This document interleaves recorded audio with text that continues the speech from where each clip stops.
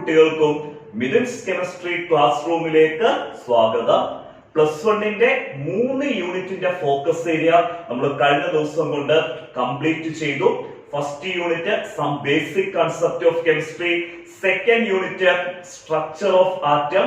Structure of atom എടുത്തു കഴിഞ്ഞ് നമ്മൾ 6ാമത്തെ യൂണിറ്റ് ആയിട്ടുള്ള തെർമോഡൈനാമിക്സ് ആണ് എടുത്തത്. ആ 3 യൂണിറ്റിന്റെയും നമ്മൾ എടുത്ത ക്ലാസ്സുകൾ നമ്മുടെ ചാനൽ പേജിൽ പ്ലേലിസ്റ്റ് ആയിട്ട് ക്രിയേറ്റ് ചെയ്തിട്ടുണ്ട്. 3 യൂണിറ്റിന്റെ സെപ്പറേറ്റ് പ്ലേലിസ്റ്റ് തന്നെ ക്രിയേറ്റ് ചെയ്തിട്ടുണ്ട്. പുതിയതായിട്ട് നമ്മുടെ ക്ലാസ്സുകൾ കാണുന്ന കുട്ടികൾക്ക് നമുക്ക് ആ പ്ലേലിസ്റ്റിലൂടെ നിങ്ങൾക്ക് ആദ്യം തൊട്ട് നമ്മൾ എടുത്ത ക്ലാസ്സുകൾ കറക്റ്റ് ഓർഡറിൽ തന്നെ കാണാൻ പറ്റും. നമ്മൾ ഇന്ന് എടുക്കുന്നത് 6th യൂണിറ്റ് കഴിഞ്ഞുള്ള 7th യൂണിറ്റ് ആയിട്ടുള്ള ഇക്വിലിബ്രിയത്തിന്റെ ഫോക്കസ് ഏരിയ ആണ് നമ്മൾ ഇനിയും എടുക്കുന്നത്. നമുക്ക് ഇടയ്ക്ക് 2-3 യൂണിറ്റ് എടുക്കാനുണ്ട്. കാരണം സെക്കൻഡ് യൂണിറ്റ് എടുത്തു കഴിഞ്ഞ് 6th യൂണിറ്റ് ആയിട്ടുള്ള തെർമോഡൈനാമിക്സ് ആണ് എടുത്തേക്കുന്നത്. 3rd, 4th, 5th ഈ 3 യൂണിറ്റുകളും നമ്മൾ ഇക്വിലിബ്രിയം കംപ്ലീറ്റ് ചെയ്ത് കഴിഞ്ഞ് ഈ 3 യൂണിറ്റുകളും എടുക്കുന്നതാണ്. കെമിസ്ട്രിയെ സംബന്ധിച്ചിടത്തോളം നിങ്ങൾക്ക് ഒരു ടെൻഷനും വേണ്ട. മിഥുൻ സാർ കൂടെ ഉണ്ട്. ഞാൻ കട്ട സപ്പോർട്ടായിട്ട് നിങ്ങളുടെ കൂടെ ഉണ്ട്. നിങ്ങളുടെ എക്സാമിനേഷൻ വരെ ഞാൻ നിങ്ങളുടെ കൂടെ കാണും. എക്സാമിനേഷൻ വരെ എന്നല്ല, അത് കഴിഞ്ഞ് പ്ലസ് ടുവിന്റെ ക്ലാസ്സുകളും പ്രാക്ടിക്കലിന്റെ കാര്യത്തിനെല്ലാം ഞാൻ നിങ്ങൾക്ക് ഫുൾ സപ്പോർട്ടായിട്ടുണ്ട്. നമ്മുടെ ചാനൽ ഫോളോ ചെയ്ത് മുന്നോട്ട് പോവുക. കെമിസ്ട്രി K+ എന്നുള്ളതല്ല, കെമിസ്ട്രിക്ക് ഫുൾ മാർക്ക് എന്നുള്ളതാണ്. 60ൽ 60 എന്നുള്ളതാണ് നമ്മുടെ ലക്ഷ്യം. അതിനകത്ത് ഞാൻ വെറുതെ പറയുന്നതല്ല. നമ്മുടെ ചാനൽ ഫോളോ ചെയ്ത് പോയി കഴിഞ്ഞാൽ നിങ്ങൾക്ക് ഷുവർ ആയിട്ടും ഉറപ്പായിട്ടും നിങ്ങൾക്ക് ഫുൾ മാർക്ക് കിട്ടും. കാരണം അതേ രീതിയിലാണ് നമ്മൾ ഓരോ ക്ലാസ്സുകളും ഫോക്കസ് ഏരിയ ബേസ് ചെയ്ത് സെറ്റ് ചെയ്ത് മുന്നോട്ട് പോകുന്നത്. അന്നേരം നമ്മുടെ നോട്ട്സിന്റെ കാര്യം, കാരണം നമ്മൾ ഈ എടുക്കുന്ന ക്ലാസ്സുകളുടെ നോട്ട്സ് നിങ്ങൾക്ക് ആവശ്യമാണെങ്കിൽ, നമുക്കറിയാം കെമിസ്ട്രിയെ സംബന്ധിച്ചിടത്തോളം ക്ലാസ്സുകൾ മാത്രം കേട്ടാൽ പോരാ, നമുക്ക് പഠിക്കാൻ ക്ലാസ്സുകൾ കേട്ട് മനസ്സിലാക്കി കഴിഞ്ഞ് പഠിക്കാൻ വളരെ സിമ്പിൾ ആയിട്ട് എക്സാം ഓറിയന്റഡ് ആയിട്ടുള്ള നോട്ട്സ് വേണം. ആ നോട്ട്സിന് വേണ്ടി നമ്മളൊരു ഫ്രീ വാട്സപ്പ് ഗ്രൂപ്പ് ക്രിയേറ്റ് ചെയ്തിട്ടുണ്ട്. നമ്മുടെ ഈ വീഡിയോയുടെ ഡിസ്ക്രിപ്ഷൻ ബോക്സിൽ ആ ഫ്രീ വാട്സപ്പ് ഗ്രൂപ്പിന്റെ ലിങ്ക് ഉണ്ട്. ആ ലിങ്കിലൂടെ നിങ്ങൾക്ക് ഫ്രീ വാട്സപ്പ് ഗ്രൂപ്പിൽ ജോയിൻ ചെയ്യാം. അങ്ങനെ പുതുതായിട്ട് ജോയിൻ ചെയ്യുന്ന കുട്ടികൾക്ക് ആദ്യം തൊട്ടുള്ള നോട്ട്സുകൾ ആവശ്യമുണ്ടെങ്കിൽ എന്റെ പേഴ്സണൽ വാട്സപ്പിലേക്ക് നിങ്ങൾ മെസ്സേജ് ചെയ്യണം. സാറേ ആദ്യത്തെ 3 യൂണിറ്റിന്റെ നോട്ട്സ് ആവശ്യമാണെന്ന് മെസ്സേജ് ചെയ്താൽ മതി.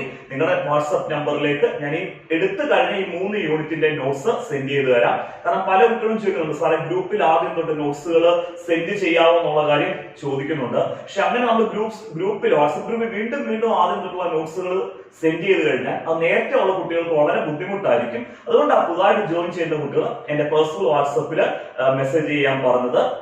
അതേപോലെ നമ്മുടെ പ്ലസ് ടുവിന്റെ ഓൺലൈൻ ക്ലാസ്സിന് ജോയിൻ ചെയ്യാൻ താല്പര്യമുള്ള കുട്ടികൾക്കെല്ലാം ജോയിൻ ചെയ്യാം. ഇപ്പം പ്ലസ് വണ്ണിന്റെ ഓരോ ടോപ്പിക്സും നമ്മൾ സിമ്പിൾ ആയിട്ട് പഠിപ്പിക്കുന്നത് പോലെ തന്നെ പ്ലസ് 2 കെമിസ്ട്രി ഒരു ബുദ്ധിമുട്ടും ഇല്ലാതെ നമുക്ക് നല്ല സൂപ്പർ ആയിട്ട് പഠിക്കാം. വളരെ സിമ്പിൾ ആയിട്ട് ആദ്യം തൊട്ട് തന്നെ സിസ്റ്റമാറ്റിക് ആയിട്ട് പഠിക്കാം. നമുക്ക് അഡ്മിഷൻ എടുക്കാൻ താല്പര്യമുള്ള കുട്ടികൾക്ക് എന്റെ വാട്സ്ആപ്പ് നമ്പറുണ്ട്. വാട്സ്ആപ്പ് നമ്പർ ഞാൻ കൊടുത്തിട്ടുണ്ട്. ആ വാട്സ്ആപ്പ് നമ്പറിൽ മെസ്സേജ് ചെയ്യാം. മെസ്സേജ് ചെയ്യുമ്പോൾ നിങ്ങളുടെ പേര്, വാട്സ്ആപ്പ് നമ്പർ, ഡിസ്ട്രിക്ട്, ഏത് ഡിസ്ട്രിക്റ്റിൽ നിന്നാണ് നിങ്ങൾ വിളിക്കുന്നത് എന്നുള്ള കാര്യം കൊടുക്കുക. ഞാൻ ഫ്രീ ആകുമ്പോൾ നിങ്ങളെ തിരിച്ച് കോൺടാക്ട് ചെയ്യാം. അല്ലെങ്കിൽ ഡയറക്റ്റ് ഫോൺ വിളിക്കാം. ഡയറക്റ്റ് ഫോൺ വിളിക്കാൻ പ്രശ്നം, കാരണം നമ്മൾ ഒരു ദിവസത്തിന് നല്ലൊരു സമയം നമ്മൾ ക്ലാസ്സുകൾ എടുക്കാൻ വേണ്ടിയാണ് മാറ്റി വെക്കുന്നത്. അങ്ങനെ ക്ലാസ് എടുക്കുന്ന സമയത്ത് നമുക്കറിയാമല്ലോ, ഫോണെല്ലാം ഫ്ലൈറ്റ് മോഡിൽ ഇട്ടാണ് നമ്മൾ ക്ലാസ്സുകൾ എടുക്കുന്നത്. നമുക്ക് എടുക്കാൻ ബുദ്ധിമുട്ട്. അന്നേരം ചിലപ്പോൾ നിങ്ങളുടെ കോൾ അറ്റൻഡ് ചെയ്യാൻ പറ്റിയെന്ന് വരത്തില്ല. അങ്ങനെ അറ്റൻഡ് ചെയ്തിട്ടില്ലെങ്കിൽ നിങ്ങളൊന്ന് മെസ്സേജ് അയച്ചിട്ടാൽ മതി. ഞാൻ ഫ്രീ ആകുമ്പോൾ നിങ്ങളെ കോൺടാക്ട് ചെയ്യാം. പിന്നെ ഒത്തിരി കുട്ടികൾ ചോദിച്ചൊരു കാര്യം, സാറേ പ്ലസ് വണ്ണിന്റെ എക്സാമിനേഷൻ കഴിഞ്ഞ് പ്ലസ് ടുവിന് ജോയിൻ ചെയ്താൽ പോരായോ എന്ന്. ആദ്യമേ ജോയിൻ ചെയ്യുന്നതായിരിക്കും നല്ലത്. കാരണം അങ്ങനെ ജോയിൻ ചെയ്യുന്ന പറഞ്ഞാൽ നിങ്ങളുടെ പ്ലസ് വണ്ണിന്റെ ഒരു ക്ലാസ്സുകളും അഫക്ട് ചെയ്യാത്ത രീതിയിൽ നമ്മൾ പ്ലസ് ടുവിന്റെ ക്ലാസ്സുകൾ ആദ്യം തൊട്ട് തന്നെ നമുക്ക് സിസ്റ്റമാറ്റിക് ആയിട്ട് കൊണ്ടുപോകാം. അതുപോലെ എന്റെ ക്ലാസ് ഇഷ്ടപ്പെടുന്ന ഏതൊരു കുട്ടിക്കും ജോയിൻ ചെയ്യാൻ പറ്റുന്ന രീതിയിൽ വളരെ ചെറിയൊരു ഫീസ് മാത്രമാണ് നമ്മുടെ പ്ലസ് ടുവിന്റെ ഓൺലൈൻ ക്ലാസ്സിന് വേണ്ടി ഈടാക്കുന്നത്. അത് ഇഷ്ടമുള്ളവർക്കെല്ലാം ധൈര്യമായിട്ട് നമ്മുടെ കോൺടാക്ട് ചെയ്യാം. അങ്ങനെ നമുക്ക് പ്ലസ് 1 പഠിക്കുന്നത് പോലെ തന്നെ നമുക്ക് പ്ലസ് 2 നല്ല സൂപ്പർ ആയിട്ട് പഠിച്ച് മുമ്പോട്ട് പോകാം. ഇനി ഒത്തിരി കാര്യങ്ങൾ പറഞ്ഞ് സമയം കളയുന്നില്ല. നമുക്ക് ഡയറക്റ്റ് ആയിട്ട് നമ്മുടെ ഫോക്കസ് ഏരിയയിലോട്ട് പോകാം. ഇക്വിലിബ്രിയത്തിന്റെ ഫോക്കസ് ഏരിയയെ പറ്റി ജനറൽ ആയിട്ടൊരു ഇൻട്രൊഡക്ഷൻ ഞാൻ ആദ്യം തരാം. നമ്മളിപ്പോ എടുത്ത 3 യൂണിറ്റിന്റെ ഫോക്കസ് ഏരിയയുമായിട്ട് കമ്പയർ ചെയ്യുമ്പോൾ കുറച്ച് ഡിഫിക്കൽട്ട് ആയിട്ടുള്ള ഫോക്കസ് ഏരിയ ഉള്ള ഒരു യൂണിറ്റ് ആണ് ഇക്വിലിബ്രിയം എന്ന് പറഞ്ഞാൽ ആരും വിഷമിക്കേണ്ട. എത്ര ഡിഫിക്കൽട്ട് ആയിട്ടുള്ള സെക്ഷൻ ആണെന്ന് പറഞ്ഞാലും അങ്ങനെ സിമ്പിൾ ആക്കി നമ്മൾ പഠിച്ചു തരും. നിങ്ങൾക്ക് ഒരു ബുദ്ധിമുട്ടും ഉണ്ടാകാത്ത രീതിയിൽ ആ ഇക്വിലിബ്രിയത്തിനകത്തുള്ള ഓരോ ഫോക്കസ് ഏരിയ നമ്മൾ ചിലപ്പോൾ ഒരു ഫോക്കസ് ഏരിയനെ 2 ക്ലാസ് കൊണ്ടായിരിക്കും എടുക്കുന്നത്.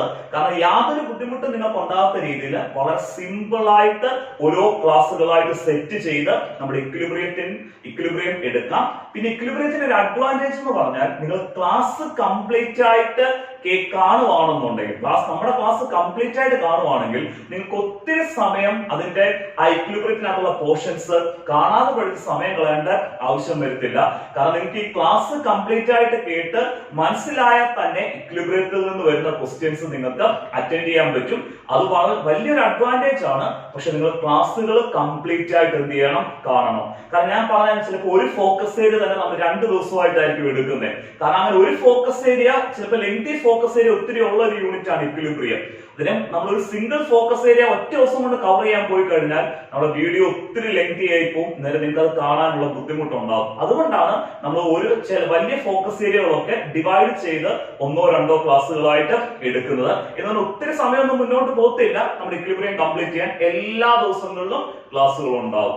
ജനറൽ ആയിട്ട് ഇക്വിലിബ്രിയത്തിന് എന്നുള്ള യൂണിറ്റിന്റെ ഫോക്കസ് ഏരിയ ഒരു ഇൻട്രൊഡക്ഷൻ കിട്ടിയല്ലോ.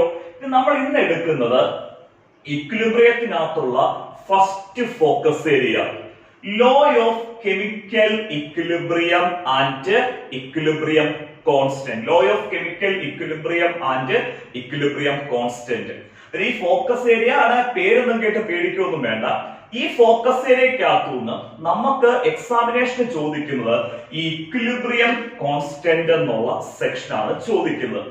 ഈ ഇക്വിലിബ്രിയം കോൺസ്റ്റന്റ് എന്നുള്ള സെക്ഷന് ഞാൻ 2 ക്ലാസ് ആയിട്ടാണ് ഡിവൈഡ് ചെയ്ത് എടുക്കുന്നത്. കാരണം അത്രയും കാര്യങ്ങൾ പറഞ്ഞ് മനസ്സിലാക്കാനുണ്ട് നമുക്ക് ഇക്വിലിബ്രിയം കോൺസ്റ്റന്റ് എന്നുള്ള സെക്ഷനിൽ. നമ്മൾ ഈ ഫസ്റ്റ് ഫോക്കസ് ഏരിയക്കകത്ത് നമ്മൾ ഇന്ന് എടുക്കുന്നത് ഇക്വിലിബ്രിയം കോൺസ്റ്റന്റ് ആയിട്ടുള്ള KCയുടെ എക്സ്പ്രഷൻ എഴുതാൻ. ഇക്വിലിബ്രിയം കോൺസ്റ്റന്റ് ആയിട്ടുള്ള KCയുടെ എക്സ്പ്രഷൻ എഴുതാൻ. KC എന്ന് പറഞ്ഞാൽ K എന്ന് പറയുന്നതാണ് ഇക്വിലിബ്രിയം കോൺസ്റ്റന്റ് എടുത്തേക്കുന്നത്. Capital K.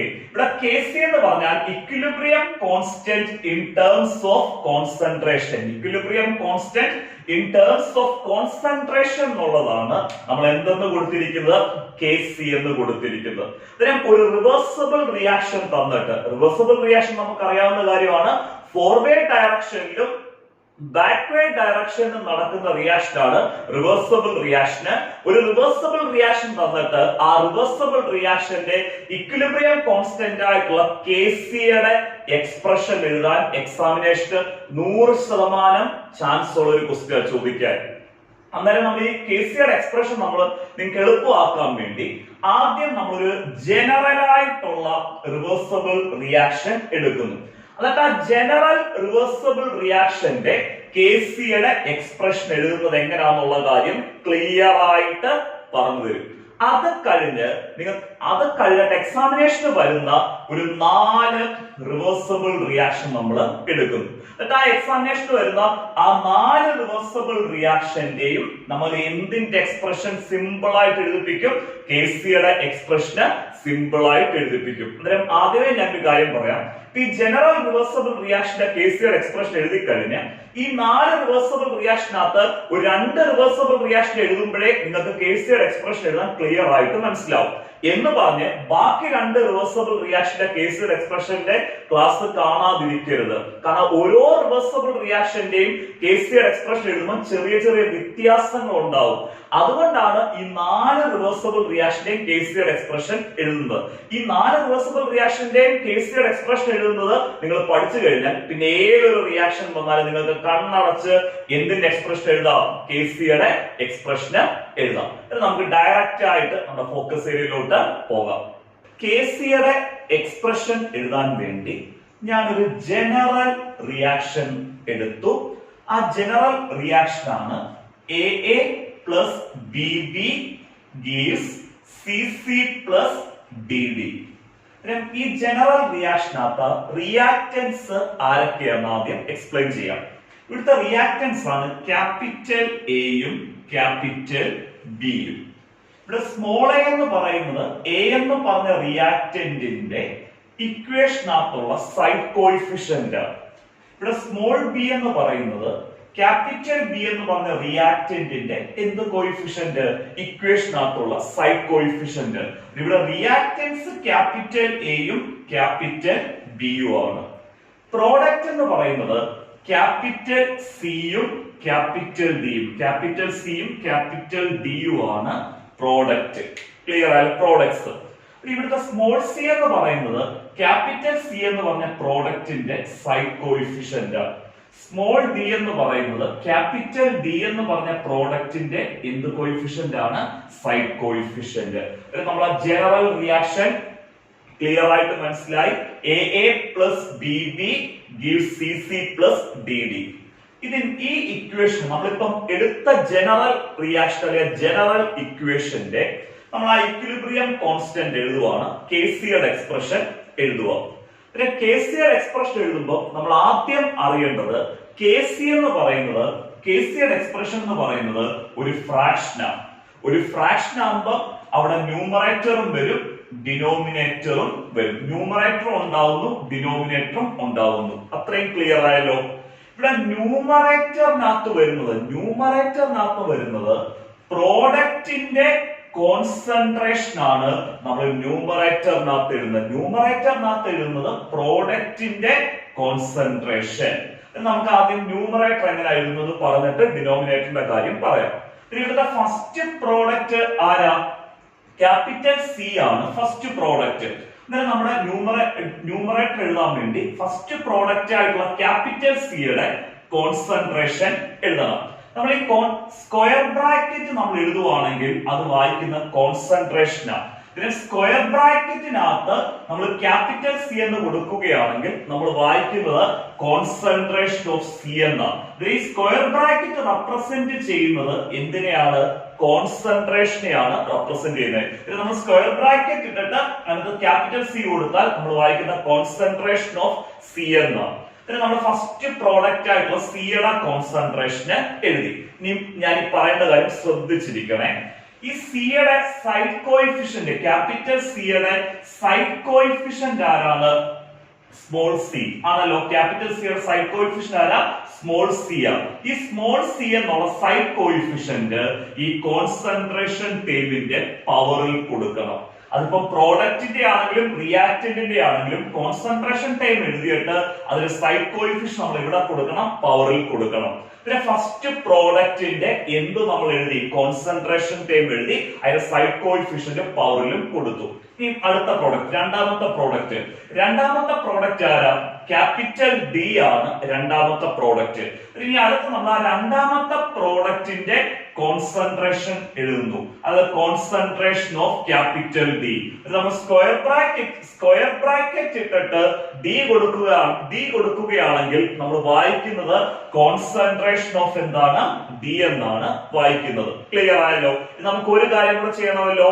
ഈ കോൺസെൻട്രേഷൻ ടൈമിന്റെ പവറില് എന്ത് കോയിഫിഷ്യന്റ് കൊടുക്കണം? ഡിയുടെ സൈഡ് കോയിഫിഷ്യന്റ് ആയിട്ടുള്ള സ്മോൾ ലെറ്റർ ഡി എന്ത് ചെയ്യണം? കൊടുക്കണം. അന്നേരം നമ്മൾ കെസിയുടെ ന്യൂമറേറ്റർ ക്ലിയർ ആയിട്ട് മനസ്സിലായി. നമ്മൾ വായിക്കുന്നത് ഇങ്ങനെയാണ്: concentration of C raise to C, concentration of C raise to C into concentration of D raise to D. ഇവിടെ നമ്മൾ ഇൻടു സൈൻ കൊടുക്കും, മൾട്ടിപ്ലിക്കേഷൻ സൈൻ കൊടുത്തില്ലെങ്കിലും നമ്മൾ വായിക്കുന്നത് concentration of C raise to C into concentration of D raise to D എന്നാണ്. ഇവിടെ നമ്മൾ multiplication sign കൊടുക്കേണ്ട ആവശ്യമില്ല, കൊടുത്തില്ലെങ്കിലും അവിടെ എന്തുണ്ട്? ഇൻടു സൈൻ ഉണ്ടെന്ന് തന്നെയാണ്, മൾട്ടിപ്ലിക്കേഷൻ സൈൻ ഉണ്ടെന്ന് തന്നെയാണ്. പിന്നെ ന്യൂമറേറ്റർ വായിക്കുന്നത് ക്ലിയർ ആയി, concentration of C raise to C into concentration of D raise to D. പിന്നെ ന്യൂമറേറ്റർ ക്ലിയർ ആയി, പ്രോഡക്റ്റിന്റെ കോൺസെൻട്രേഷൻ എഴുതി. ഇനി നമുക്ക് അടുത്തത് കെസിയുടെ എക്സ്പ്രഷനകത്ത് ഡിനോമിനേറ്റർ എങ്ങനെ എഴുതുന്നതെന്നാണ് പറയുന്നത്. ഡിനോമിനേറ്റർ നമ്മൾ എഴുതുന്നത് റിയാക്ടൻസിന്റെ കോൺസെൻട്രേഷൻ ആണ്. ഡിനോമിനേറ്റർ നമ്മൾ എഴുതുന്നത് ആരുടെ കോൺസെൻട്രേഷൻ ആണ്? റിയാക്ടൻസിന്റെ കോൺസെൻട്രേഷൻ ആണ് നമ്മൾ ഡിനോമിനേറ്ററിൽ എന്ത് ചെയ്യുന്നത്? എഴുതുന്നത്. ഇവിടുത്തെ ഫസ്റ്റ് റിയാക്ടന്റ് എന്ന് പറയുന്നത് ക്യാപിറ്റൽ എ ആണ്. ഇത് നമ്മൾ ക്യാപിറ്റൽ എയുടെ കോൺസെൻട്രേഷൻ എഴുതി. ആ സ്ക്വയർ ബ്രാക്കറ്റ് ഇട്ടിട്ട് ക്യാപിറ്റൽ എ കൊടുത്തു, അതായത് കോൺസെൻട്രേഷൻ ഓഫ് എന്താണ്? എ.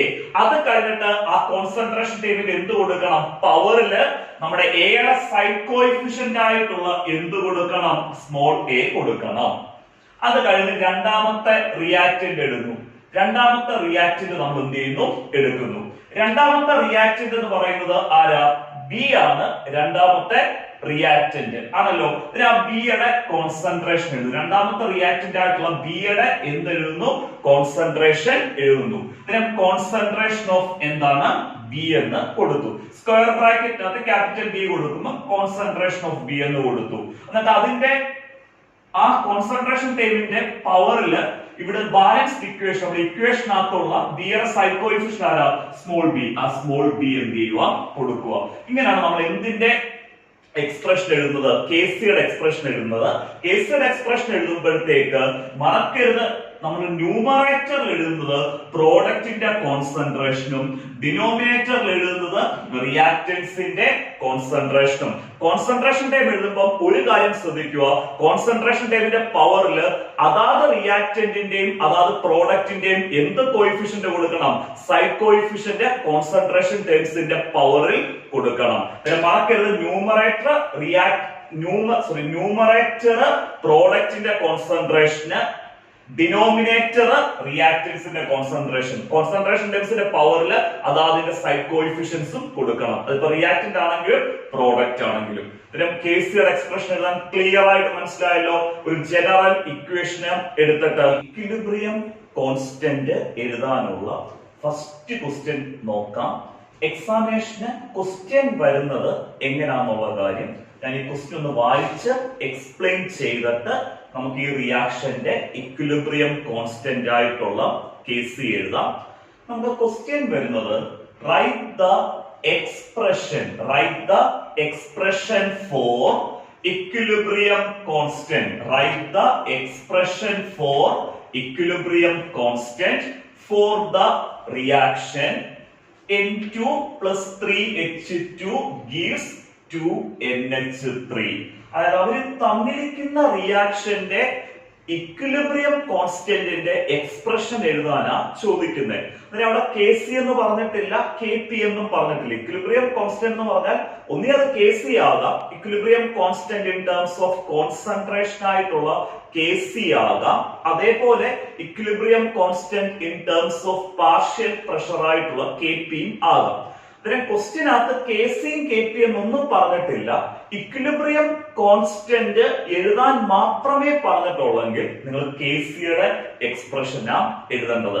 കെ പിയുടെ എക്സ്പ്രഷനാ നമ്മൾ അവർ ഉദ്ദേശിച്ചെങ്കിൽ ക്വസ്റ്റിനകത്ത് എടുത്ത് കെ പി എന്ന് പറയും. ഇക്വിലിബ്രിയം കോൺസ്റ്റന്റ് കഴിഞ്ഞ് ബ്രാക്കറ്റിൽ കെ പി എന്ന് കൊടുക്കും. അങ്ങനെ കെ പി എന്നൊന്നും കൊടുത്തിട്ടില്ല. ഇക്വിലിബ്രിയം കോൺസ്റ്റന്റിന്റെ എക്സ്പ്രഷൻ എഴുതാൻ പറഞ്ഞു കഴിഞ്ഞാൽ നമ്മൾ അവിടെ എഴുതേണ്ടത് 100% ആരാണ്? കെ സിയുടെ എക്സ്പ്രഷൻ ആണ് എഴുതേണ്ടത്. കെ പി ആണ് ക്വസ്റ്റിനകത്ത് ഡയറക്റ്റ് ആയിട്ട് കെ പി എന്ന് തന്നെ പറയും. ഇവിടെ നമ്മുടെ റിയാക്ഷൻ എന്ന് പറയുന്നത് നൈട്രജൻ ഗ്യാസും ഹൈഡ്രജൻ ഗ്യാസും കൂടെ കമ്പൈൻ ചെയ്യുന്നു. അതായത് അമോണിയ ഗ്യാസ് ആയിട്ട് മാറുന്ന റിയാക്ഷന്റെ കെ സിയുടെ എക്സ്പ്രഷൻ നമ്മൾ എഴുതാൻ പോവുക. നമുക്കറിയാം കെ സി എന്ന് പറയുന്നത് ഒരു ഫ്രാക്ഷനാണ്. കെ സിയുടെ എക്സ്പ്രഷൻ എന്ന് പറയുന്നത് ഒരു ഫ്രാക്ഷൻ ആണെന്നുള്ള കാര്യം അറിയാം. ആ ഫ്രാക്ഷന്റെ ന്യൂമറേറ്റർ എന്ന് പറയുന്നത് പ്രോഡക്റ്റിന്റെ കോൺസെൻട്രേഷൻ. ഫ്രാക്ഷന്റെ ന്യൂമറേറ്റർ പ്രോഡക്റ്റിന്റെ കോൺസെൻട്രേഷൻ എഴുതണം. ഇവിടെ ഒരു പ്രോഡക്റ്റേ ഉള്ളൂ, NH3 ഗ്യാസ് എന്ന്, അമോണിയ ഗ്യാസ്. നമ്മൾ കോൺസെൻട്രേഷൻ ഓഫ് NH3 ഗ്യാസ് എന്നുള്ളത് എവിടെ കൊടുത്തു? ന്യൂമറേറ്ററിൽ കൊടുത്തു. അതായത് ന്യൂമറേറ്ററിൽ നമ്മുടെ പ്രോഡക്റ്റിന്റെ കോൺസെൻട്രേഷൻ എഴുതി. അങ്ങനെ പ്രോഡക്റ്റിന്റെ കോൺസെൻട്രേഷൻ എഴുതുമ്പോൾ ഒരു കാര്യം ശ്രദ്ധിച്ചോണം, ഈ പ്രോഡക്റ്റിന്റെ സൈഡ് കോഎഫിഷ്യന്റ് ഇവിടെ എത്ര കിടക്കുന്നേ? 2.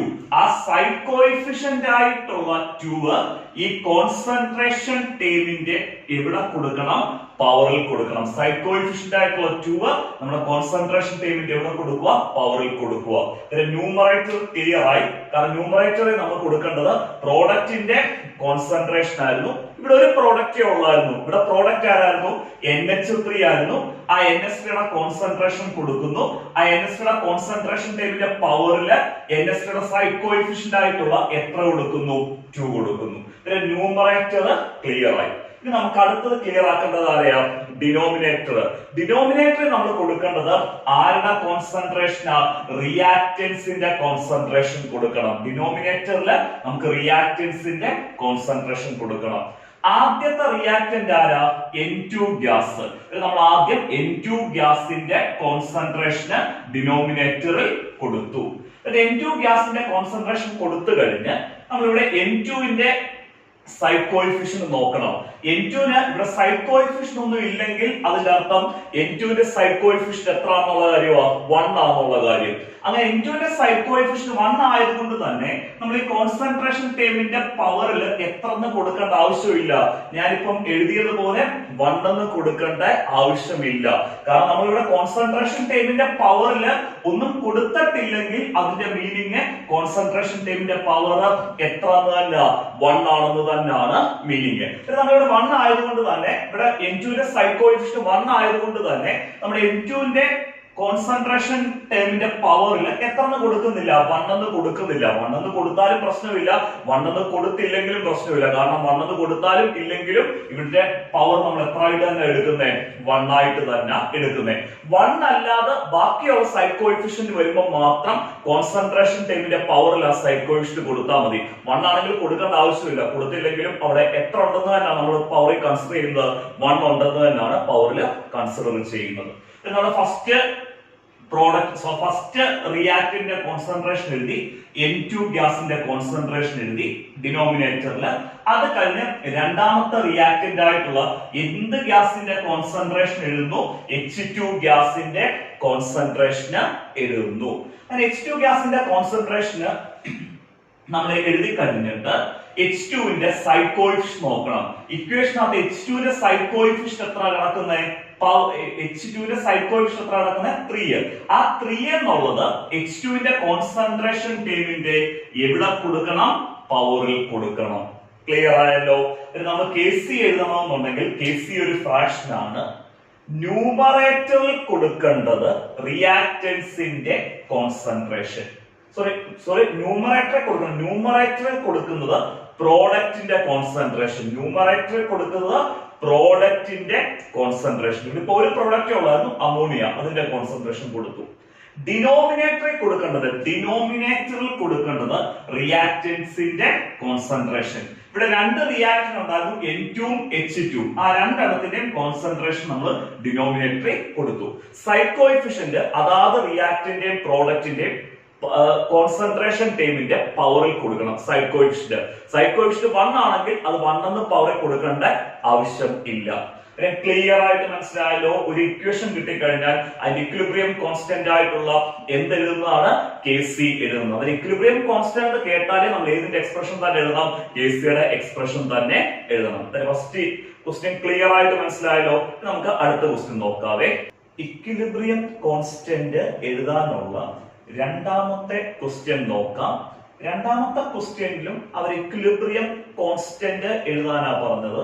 നമ്മൾ Kcയുടെ എക്സ്പ്രഷൻ തന്നെ എഴുതണം. അവർ തന്നിരിക്കുന്ന റിയാക്ഷന് 4NH3 gaseous plus 5O2 gaseous gives 4NO gaseous plus 6H2O gaseous. ഇവിടെ H2O gaseous എന്ന് പറഞ്ഞാൽ വാട്ടറിന്റെ ഗേഷ്യസ് ഫോം എന്നാണ്. വാട്ടറിന്റെ ഗേഷ്യസ് ഫോം ആണ് വാട്ടർ വേപ്പർ. വാട്ടർ വേപ്പറിനെയാണ് നമ്മൾ വാട്ടറിന്റെ ഗേഷ്യസ് ഫോം എന്ന് എഴുതുന്നത്. നമ്മളിവിടെ Kcയുടെ എക്സ്പ്രഷൻ എഴുതാൻ പോവാണ്. നമുക്കറിയാം Kcയുടെ എക്സ്പ്രഷൻ എന്ന് പറയുന്നത് ഒരു ഫ്രാക്ഷൻ ആണ്.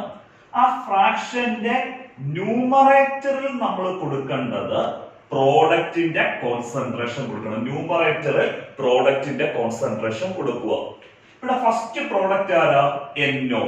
നമ്മൾ ആ ഫസ്റ്റ് പ്രോഡക്റ്റ് ആയിട്ടുള്ള NO ഗേഷ്യസിന്റെ കോൺസെൻട്രേഷൻ കൊടുത്തു.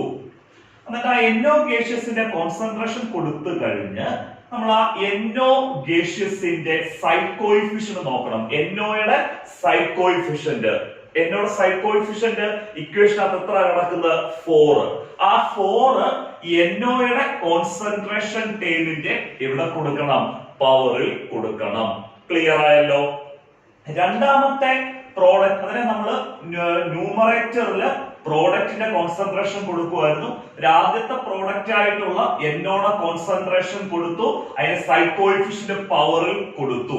അത് കഴിഞ്ഞ് രണ്ടാമത്തെ പ്രോഡക്റ്റ് ആയിട്ടുള്ള H2Oയുടെ കോൺസെൻട്രേഷൻ കൊടുക്കുന്നു. അതിന് കോൺസെൻട്രേഷൻ ഓഫ് H2O, രണ്ടാമത്തെ പ്രോഡക്റ്റ് ആയിട്ടുള്ള H2O കോൺസെൻട്രേഷൻ കൊടുത്തു. ആ കോൺസെൻട്രേഷൻ ടേമിന്റെ പവറിൽ കൊടുക്കേണ്ടത് H2O സൈഡ് കോഎഫിഷ്യന്റ് എത്ര ഇവിടെ കിടക്കുന്നത് 6. ഈ 6 H2O കോൺസെൻട്രേഷൻ ടേമിന്റെ പവറിൽ കൊടുക്കുക. H2O സൈഡ് കോഎഫിഷ്യന്റ് ആയിട്ടുള്ള 6 H2O കോൺസെൻട്രേഷൻ ടേമിന്റെ പവറിൽ കൊടുക്കുന്നു. അങ്ങനെ നമ്മുടെ ന്യൂമറേറ്റർ ഇപ്പം ക്ലിയർ ആയി. ന്യൂമറേറ്ററിൽ കൊടുത്തിരിക്കുന്നത് ആരുടെ കോൺസെൻട്രേഷൻ ടൈം ആണ്? പ്രോഡക്റ്റിന്റെ കോൺസെൻട്രേഷൻ ടൈം. ഇനി നമുക്ക് അടുത്തത് ഡിനോമിനേറ്ററിൽ കൊടുക്കേണ്ടത്. നമ്മൾ ഡിനോമിനേറ്ററിൽ കൊടുക്കേണ്ടത് റിയാക്റ്റൻസിന്റെ കോൺസെൻട്രേഷൻ ടൈം കൊടുക്കണം. ഡിനോമിനേറ്ററിൽ കൊടുക്കേണ്ടത് റിയാക്റ്റൻസിന്റെ കോൺസെൻട്രേഷൻ ടൈം കൊടുക്കണം. ഫസ്റ്റ് റിയാക്റ്റന്റ് ആരാ? NH3 gas. നമ്മൾ ആദ്യം NH3 കോൺസെൻട്രേഷൻ കൊടുക്കുന്നു. Concentration of NH3. കാരണം നമ്മൾ സ്ക്വയർ ബ്രാക്കറ്റ് ഇട്ടാൽ വായിക്കുന്നത് കോൺസെൻട്രേഷൻ എന്നാണ്. കോൺസെൻട്രേഷൻ ഓഫ് എന്താണ്? NH3 gaseous. ഫസ്റ്റ് റിയാക്റ്റന്റിന്റെ സൈഡ് കോഎഫിഷ്യന്റ് നോക്കുന്നു. NH3 സൈഡ് കോഎഫിഷ്യന്റ് എത്ര? 4. ഈ 4 NH3 കോൺസെൻട്രേഷൻ ടൈമിന്റെ ഇവിടെ കൊടുക്കണം, പവറിൽ കൊടുക്കണം. ക്ലിയർ ആയല്ലോ? അത് കഴിഞ്ഞ് ഫസ്റ്റ് റിയാക്ടന്റിന്റെ കോൺസെൻട്രേഷൻ ടൈം കൊടുത്തു, റിയാക്ടന്റിന്റെ കോൺസെൻട്രേഷൻ കൊടുത്തു, സൈഡ് കോഎഫിഷ്യന്റ് പവറിലും കൊടുത്തു. അത് കഴിഞ്ഞ് സെക്കൻഡ് റിയാക്ടന്റ് ആയിട്ടുള്ള O2 കോൺസെൻട്രേഷൻ കൊടുക്കുന്നു. ദ കോൺസെൻട്രേഷൻ ഓഫ് എന്താണ്? O2. O2 സൈഡ് കോഎഫിഷ്യന്റ് എത്ര കിടക്കുന്നത്? 5. ആ 5 O2 കോൺസെൻട്രേഷൻ ടൈമിന്റെ പവർ ആയിട്ട് കൊടുക്കണം. ആ 5 O2 കോൺസെൻട്രേഷൻ ടൈമിന്റെ പവർ ആയിട്ട് കൊടുക്കുക. O2 സൈഡ് കോഎഫിഷ്യന്റ് ആയിട്ടുള്ള പവർ O2 കോൺസെൻട്രേഷൻ ടൈമിന്റെ ഇവിടെ കൊടുക്കുക, പവറിൽ കൊടുക്കുക. KC എഴുതാൻ ക്ലിയർ ആയല്ലോ? KC എന്ന് പറയുന്നത് ഫ്രാക്ഷന്. ന്യൂമറേറ്ററിൽ കൊടുക്കേണ്ടത് പ്രോഡക്റ്റിന്റെ കോൺസെൻട്രേഷന്, ഡിനോമിനേറ്ററിൽ കൊടുക്കേണ്ടത് റിയാക്റ്റൻസിന്റെ കോൺസെൻട്രേഷൻ, സൈഡ് കോഎഫിഷ്യന്റ് എവിടെയും കൊടുക്കുക, അതാത് കോൺസെൻട്രേഷൻ ടൈമിന്റെ പവറിലും കൊടുക്കുക. നമ്മൾ KC എഴുതാൻ 2 ക്വസ്റ്റ്യൻ കൂടെ ചെയ്യിപ്പിക്കുന്നുണ്ട്. ആ 2 ക്വസ്റ്റ്യൻ കുറച്ചൊരു വ്യത്യാസം ഉള്ള ക്വസ്റ്റ്യൻസ് നമ്മൾ ഇനിയും ചെയ്യുന്ന 2 ക്വസ്റ്റ്യന്. അത് കാണാൻ മറക്കരുത്. കാരണം ഇത്രയും കണ്ടു കഴിഞ്ഞ് KC ക്ലിയർ ആയി. ഇനി അടുത്ത 2 എക്സാമ്പിൾ കാണാതിരിക്കരുത്. അത് 2 എക്സാമ്പിളിന് നമ്മൾ ചെയ്യുന്ന 2 ക്വസ്റ്റ്യൻ. അടുത്ത 2 ക്വസ്റ്റ്യനില് കുറച്ച് വ്യത്യാസങ്ങളുണ്ട്. അത് ചെയ്യുമ്പോൾ ക്ലിയർ ആയിട്ട് മനസ്സിലാവേ. നമുക്ക് മൂന്നാമത്തെ ക്വസ്റ്റ്യൻ നോക്കാം. ഇക്വിലിബ്രിയം കോൺസ്റ്റന്റ് എഴുതാനുള്ള മൂന്നാമത്തെ ക്വസ്റ്റ്യൻ ചെയ്യാം. നമുക്ക് ഈ ക്വസ്റ്റ്യൻ ചെയ്യുമ്പോൾ കുറച്ച് പ്രത്യേകതയുള്ള ഒരു ക്വസ്റ്റ്യൻ ആണ് നമ്മളിപ്പം ചെയ്യുന്നത്. അതാ ഈ തന്നിരിക്കുന്ന റിയാക്ഷന്റെ ഇക്വിലിബ്രിയം കോൺസ്റ്റന്റ് ആയിട്ടുള്ള KC എഴുതുമ്പോൾ നമുക്കത് ക്ലിയർ ആയിട്ട് മനസ്സിലാവും. അവർ ക്വസ്റ്റ്യനിൽ പറഞ്ഞിരിക്കുന്നത് ഒരു റിയാക്ഷൻ തന്നു. ആ റിയാക്ഷന് CaCO3 solid gives CaO solid plus CO2 gaseous. ഇങ്ങനെയുള്ള ഒരു റിയാക്ഷന്റെ ഇക്വിലിബ്രിയം കോൺസ്റ്റന്റ് എഴുതാനാണ് പറഞ്ഞിരിക്കുന്നത്. ഇക്വിലിബ്രിയം കോൺസ്റ്റന്റ് എഴുതാൻ പറഞ്ഞാൽ നമ്മൾ KC എഴുതേണ്ടത്. കാരണം KP ആണെങ്കിൽ അവർ എടുത്ത KP വാല്യൂ എഴുതാൻ എന്ത് ചെയ്തേനെ പറഞ്ഞേനെ. പക്ഷെ നമുക്ക് ഇവിടെ അങ്ങനെ എടുത്ത് പറയാത്തത് കൊണ്ട് തന്നെ ഇക്വിലിബ്രിയം കോൺസ്റ്റന്റ് എന്ന് പറഞ്ഞാൽ നമ്മൾ KCയുടെ എക്സ്പ്രഷൻ ആണ് എഴുതേണ്ടത്. പിന്നെ നമ്മുടെ KCയുടെ എക്സ്പ്രഷൻ നമ്മൾ എങ്ങനെ എഴുതുന്നത്? KCയുടെ എക്സ്പ്രഷന് ഒരു ഫ്രാക്ഷൻ ആണ്.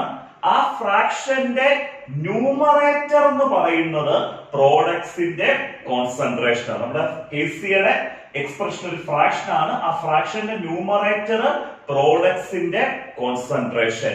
ഫസ്റ്റ് പ്രോഡക്റ്റ് ആരാ? CaO solid. നമ്മൾ ആ ഫസ്റ്റ് പ്രോഡക്റ്റിന്റെ കോൺസെൻട്രേഷൻ എഴുതുന്നു. The concentration of CaO solid. CaO solid എന്ന് പറഞ്ഞ ടേമിന്റെ സൈഡ് കോഎഫിഷ്യന്റ് എത്ര? ഇവിടെ സൈഡ് കോഎഫിഷ്യന്റ് ഒന്നും ഇല്ലെങ്കിൽ അത് എത്ര ആയിട്ടാണ് എടുക്കുന്നത്? 1. ആ 1 ആയതുകൊണ്ട് തന്നെ ആ 1 എന്നുള്ള സൈഡ് കോഎഫിഷ്യന്റ് നമ്മൾ ഈ കോൺസെൻട്രേഷൻ ടേമിന്റെ പവറിൽ കൊടുക്കണ്ട. കാരണം 1 എന്നുള്ള സൈഡ് കോഎഫിഷ്യന്റ് നമ്മൾ പവറിൽ കൊടുത്താലും ഇല്ലെങ്കിലും നമ്മൾ അവിടെ എത്ര ഉണ്ടെന്ന് തന്നെ കൺസിഡർ ചെയ്യുന്നത്? 1 ഉണ്ടെന്ന് തന്നെയാണ് കൺസിഡർ ചെയ്യുന്നത്. പിന്നെ ഫസ്റ്റ് പ്രോഡക്റ്റിന്റെ കോൺസെൻട്രേഷൻ എഴുതി. അത് കഴിഞ്ഞ് നമ്മുടെ സെക്കൻഡ് പ്രോഡക്റ്റ് ആരാ? CO2 gas. ആ സെക്കൻഡ് പ്രോഡക്റ്റിന്റെ കോൺസെൻട്രേഷൻ എഴുതുക. The concentration of CO2 gaseous. The concentration of CO2 gaseous. ഈ CO2 എന്ന് പറഞ്ഞ സെക്കൻഡ് പ്രോഡക്റ്റിന്റെ സൈഡ് കോഎഫിഷ്യന്റ് എത്ര തന്നെ ഇവിടെ 1. അതുകൊണ്ടാണ് സൈഡ് കോഎഫിഷ്യന്റ് എടുത്ത് എഴുതാനുള്ളത്. സൈഡ് കോഎഫിഷ്യന്റ് 1 ആണെങ്കിൽ അത് ആ കോൺസെൻട്രേഷൻ ടൈമിന്റെ പവറിൽ കൊടുക്കേണ്ട ആവശ്യം ഇല്ല. നമ്മുടെ KCL എക്സ്പ്രഷന്റെ ന്യൂമറേറ്റർ നമ്മൾ ക്ലിയർ ആയിട്ട് എഴുതി. ന്യൂമറേറ്റർ നമ്മൾ എഴുതിയിരിക്കുന്നത് എന്തിന്റെ കോൺസെൻട്രേഷൻ ആണ്? പ്രോഡക്റ്റിന്റെ കോൺസെൻട്രേഷൻ. ക്ലിയർ ആയല്ലോ? നമുക്ക് ഈ ഡിനോമിനേറ്റർ എഴുതണം. ഡിനോമിനേറ്റർ നമ്മൾ എഴുതേണ്ടത് ആരുടെ കോൺസെൻട്രേഷൻ ആണ്? റിയാക്റ്റന്റിന്റെ കോൺസെൻട്രേഷൻ ആണ്. ഇവിടെ ഒരു റിയാക്റ്റന്റേ നമുക്കുള്ളൂ. ഇവിടുത്തെ റിയാക്റ്റന്റ് ആരാ? CaCO3 solid. അതായത് സോളിഡ് ആയിട്ട് ഒറ്റ റിയാക്റ്റന്റേ ഉള്ളൂ. ആ റിയാക്റ്റന്റിന്റെ കോൺസെൻട്രേഷൻ നമ്മൾ എഴുതി. The concentration of CaCO3 solid. ഇവിടെ CaCO3യുടെ സൈഡ് കോഎഫിഷ്യന്റ് എത്ര? 1. ആ 1 ആയതുകൊണ്ട് തന്നെ ആ സൈഡ് കോഎഫിഷ്യന്റ് നമ്മൾ കോൺസെൻട്രേഷൻ ടൈമിന്റെ പവറിൽ കൊടുക്കേണ്ട ആവശ്യം ഇല്ല. ക്ലിയർ ആയി?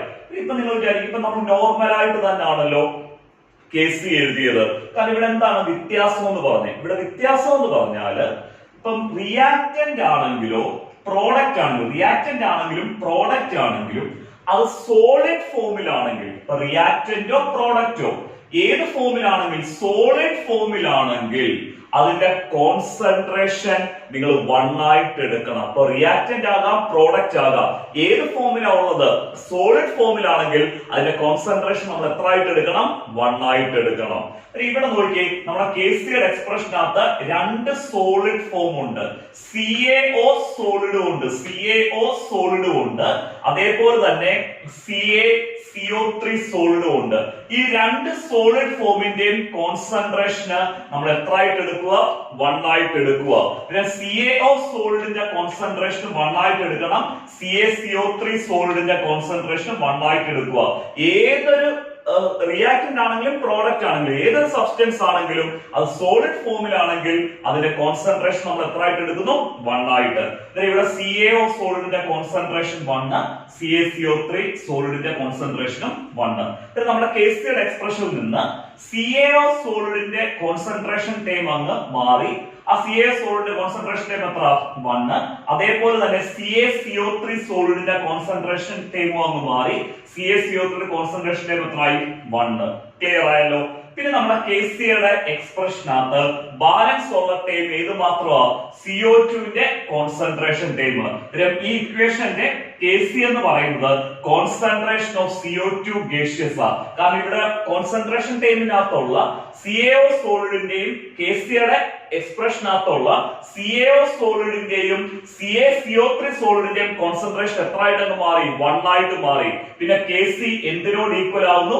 CO2 ഗ്യാസിന്റെ, CO2 ഗേഷ്യസിന്റെ കോൺസെൻട്രേഷൻ ടൈമിനോട് ഈക്വൽ ആവും. KC equal CO2 KC equal concentration of CO2 gas എന്ന് വരും. ക്ലിയർ ആയിട്ട് മനസ്സിലായല്ലോ? റിയാക്റ്റന്റ് ആണെങ്കിലും പ്രോഡക്റ്റ് ആണെങ്കിലും സോളിഡ് ഫോമിലാണെങ്കിൽ അതിന്റെ കോൺസെൻട്രേഷൻ 1 ആയിട്ട് എടുക്കുക.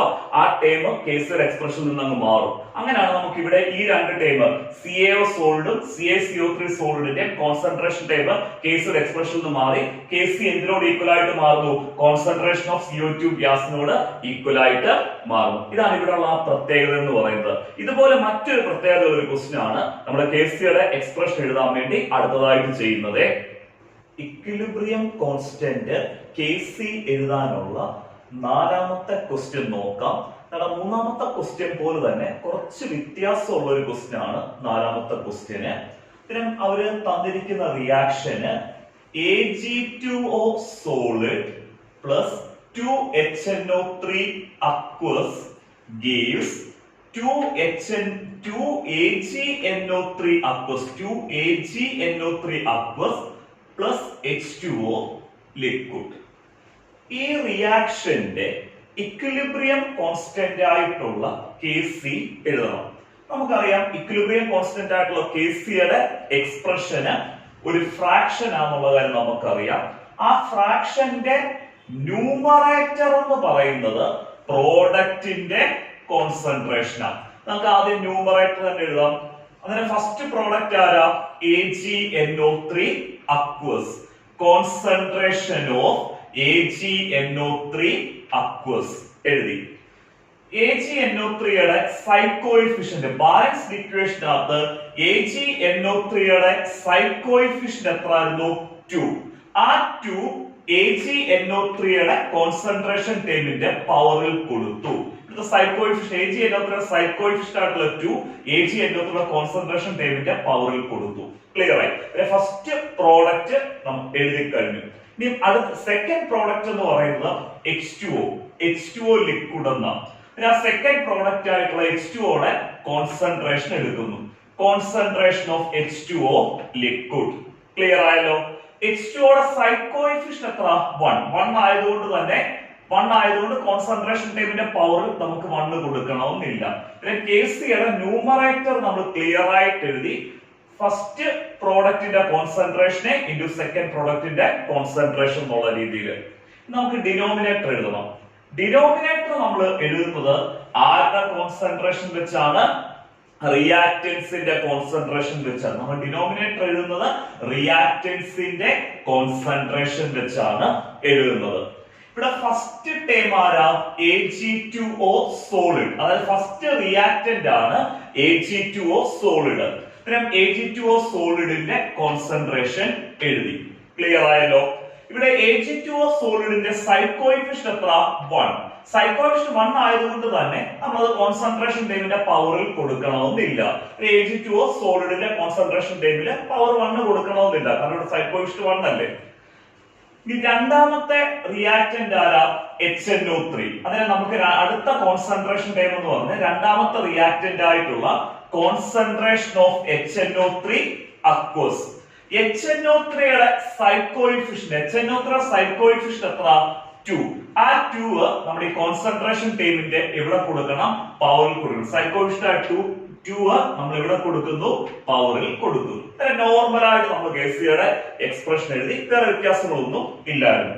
ഇനി നമ്മൾ ഫസ്റ്റ് നേരത്തെ ഉള്ള ക്വസ്റ്റ്യൻ, അതായത് മൂന്നാമത്തെ ക്വസ്റ്റ്യൻ ചെയ്തപ്പോൾ ഞാൻ പറഞ്ഞതാ, ഇപ്പൊ റിയാക്റ്റന്റ് ആകാം, പ്രോഡക്റ്റ് ആകാം. സോളിഡ് സ്റ്റേറ്റിലാണെങ്കിൽ അതിന്റെ കോൺസെൻട്രേഷൻ നിങ്ങൾ എത്ര ആയിട്ട് എടുക്കണം എന്ന് പറഞ്ഞായിരുന്നു? 1 ആയിട്ട്. ഇപ്പൊ റിയാക്റ്റന്റ് ആകാം, പ്രോഡക്റ്റ് ആകാം. ഏത് സ്റ്റേറ്റിലാണ്? സോളിഡ് സ്റ്റേറ്റിലാണെങ്കിൽ അതിന്റെ കോൺസെൻട്രേഷൻ എത്ര ആയിട്ട് എടുക്കണമെന്നാ പറഞ്ഞേ? 1 ആയിട്ട് എടുക്കണമെന്നാണ് പറഞ്ഞിരിക്കുന്നത്. ഇവിടെ നോക്കിയേ, Ag2O സോളിഡിന്റെ കോൺസെൻട്രേഷൻ, ഇവിടെ ആകെ ഒരു സോളിഡേ ഉള്ളൂ, Ag2O സോളിഡ് ആണ്. ആ Ag2O സോളിഡിന്റെ കോൺസെൻട്രേഷൻ നമുക്ക് എത്ര ആയിട്ട് എടുക്കണം? 1 ആയിട്ട് അങ്ങ് എടുക്കണം. ക്ലിയർ ആയല്ലോ? അന്നേരം നമ്മുടെ KCയുടെ എക്സ്പ്രഷനിൽ നിന്ന് ഈ Ag2O സോളിഡിന്റെ കോൺസെൻട്രേഷൻ ടൈം അങ്ങ് ഇല്ലാതാവുന്നു. കാരണം Ag2O സോളിഡിന്റെ കോൺസെൻട്രേഷൻ ടൈം നമ്മൾ എത്ര ആയിട്ട് എടുക്കണം? 1 ആയിട്ട് എടുക്കണം. ഇനി ഞാൻ പറയുന്ന കാര്യം ശ്രദ്ധിച്ചിരിക്കണേ. ഈ സോളിഡ് അല്ലാതെ പിന്നെ ഒരു വ്യത്യാസം വരുന്നത് എവിടാന്ന് ചോദിച്ചാൽ, H2O ലിക്വിഡ് എന്ന് വരുമ്പോൾ അത് എടുത്ത് ഞാൻ പറയുന്നു, H2O എന്തെന്ന് വരണം? ലിക്വിഡ് എന്ന് വരണം. H2O ലിക്വിഡ് എന്ന് വരികയാണെങ്കിൽ ആ H2O ലിക്വിഡിന്റെ കോൺസെൻട്രേഷന് നമ്മളൊരു കോൺസ്റ്റന്റ് ആയിട്ട് എടുക്കണം. വാട്ടർ ലിക്വിഡ് ഫോമിലാണെങ്കിൽ, അത് ഞാനിപ്പം പറയുന്നത് H2O ഗ്യാസ് എന്ന് വരുമ്പം അപ്ലൈ ചെയ്യരുത്. H2O ലിക്വിഡ് എന്ന് എടുത്ത് തന്നിട്ടുണ്ടെങ്കിൽ ആ H2O ലിക്വിഡിന്റെ കോൺസെൻട്രേഷന് നിങ്ങൾ എന്തായിട്ട് എടുക്കണം? കോൺസ്റ്റന്റ് ആയിട്ട് എടുക്കണം. അങ്ങനെ H2O ലിക്വിഡിന്റെ കോൺസെൻട്രേഷന് കോൺസ്റ്റന്റ് ആണെങ്കിൽ, അങ്ങനെ കോൺസ്റ്റന്റ് ആയിട്ടുള്ള കോൺസെൻട്രേഷൻ ടൈം നമ്മൾ KCയുടെ എക്സ്പ്രഷനിൽ കൊടുക്കേണ്ട ആവശ്യം ഇല്ല. ഓർത്തോണം, H2O ലിക്വിഡിന്റെ കോൺസെൻട്രേഷന് കോൺസ്റ്റന്റ് ആണ്. അങ്ങനെ കോൺസ്റ്റന്റ് ആയിട്ടുള്ള കോൺസെൻട്രേഷൻ ടൈം നമ്മൾ ഏതിന്റെ എക്സ്പ്രഷനിൽ കൊടുക്കണ്ട? KCയുടെ എക്സ്പ്രഷനിൽ കൊടുക്കണ്ട. ഇവിടുന്ന് നമുക്ക് ഏത് ടൈം അങ്ങ് മാറ്റാം? H2O ലിക്വിഡ് എന്നുള്ള കോൺസെൻട്രേഷൻ ടൈം അങ്ങ് മാറ്റാം. അത് എടുത്ത് ഞാൻ പറഞ്ഞു, H2O ലിക്വിഡ് എന്ന് വരണം, അല്ല H2O ഗ്യാസ് എന്ന് വന്നാൽ അതിന്റെ കോൺസെൻട്രേഷൻ കോൺസ്റ്റന്റ് അല്ല. അതുകൊണ്ട് തന്നെ H2O ഗ്യാസിന്റെ ടൈം വന്നാൽ അത് കേസിൽ നിന്ന് മാറ്റരുത്. H2O ലിക്വിഡ് വരുമ്പോൾ മാത്രം അതിന്റെ കോൺസെൻട്രേഷൻ കോൺസ്റ്റന്റ് ആണ്. H2O ലിക്വിഡിന്റെ കോൺസെൻട്രേഷൻ ടൈം നിങ്ങൾ എവിടുന്ന് മാറ്റുക? KCയുടെ എക്സ്പ്രഷനിൽ നിന്ന് അങ്ങ് മാറ്റുക. ഇവിടെ H2O ലിക്വിഡിന്റെ കോൺസെൻട്രേഷൻ ടൈം കോൺസ്റ്റന്റ് ആണ്. അതുകൊണ്ട് തന്നെ KCയുടെ എക്സ്പ്രഷനിൽ നിന്ന് നമുക്ക് കോൺസെൻട്രേഷൻ ഓഫ് H2O ലിക്വിഡ് അങ്ങ് മാറ്റാം. പിന്നെ നമ്മുടെ KCയുടെ എക്സ്പ്രഷനിൽ കിടക്കുന്ന ടൈം ഏതാ? KC equal concentration of AgNO3 aqueous square divided by concentration of HNO3 aqueous square. Aqueous square എന്ന് വരും. അങ്ങനെ കെ സിയുടെ ഫൈനൽ എക്സ്പ്രഷൻ ആണ് K C equal concentration of AgNO3 aqueous square divided by concentration of HNO3 aqueous square. Clear ആയല്ലോ? ഇവിടെ സോളിഡിന്റെ concentration 1 ആക്കണമായിരുന്നു, H2O liquid വാട്ടറിന്റെ liquid ഫോമിന്റെ concentration എന്തായിട്ടും എടുക്കണമായിരുന്നു, constant ആയിട്ടും എടുക്കണമായിരുന്നു. ഇവിടെ അക്വസ് എന്ന് പറയുന്ന സ്റ്റേറ്റ് സിമ്പിൾ ആയിട്ട് പറഞ്ഞു തന്നാൽ, അക്വസ് നിങ്ങൾക്ക് അറിയാവുന്നതായിരിക്കും.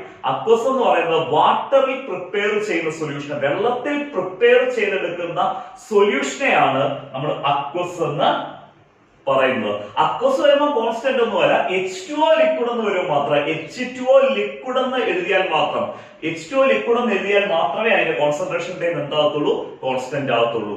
നമ്മുടെ ഈ ക്വസ്റ്റ്യന്റെ കെ സിയുടെ expression K C equal concentration of AgNO3 aqueous square divided by concentration of HNO3 aqueous square.